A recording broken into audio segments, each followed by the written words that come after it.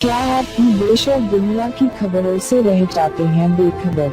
तो सब्सक्राइब कर लीजिए हमारे HT न्यूज चैनल को और बेल आइकॉन को दबाना मत भूलिएगा। और इस बीच बड़ी खबर आ रही है भोपाल से, जहां पर सीएम के सख्त निर्देश के बाद भी राजधानी भोपाल में फिर हुआ है गैंगरेप।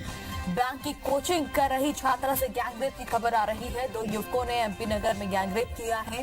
पुलिस ने 4 आरोपियों को गिरफ्तार किया। आरोपी करते हैं टोल नाके पर बाउंसर का काम। MP नगर थाना क्षेत्र का मामला है।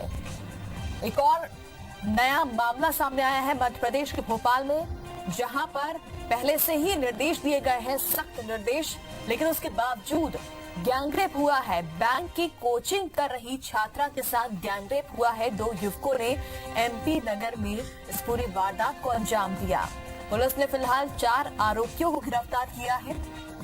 ये आरोपी टोल नाके पर बाउंसर काम करते हैं।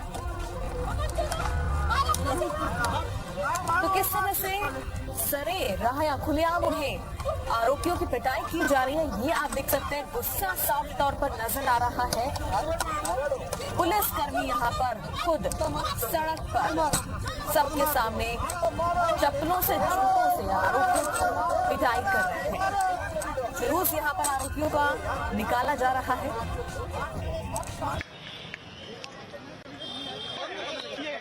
आरोपी निकाला जा रहा था।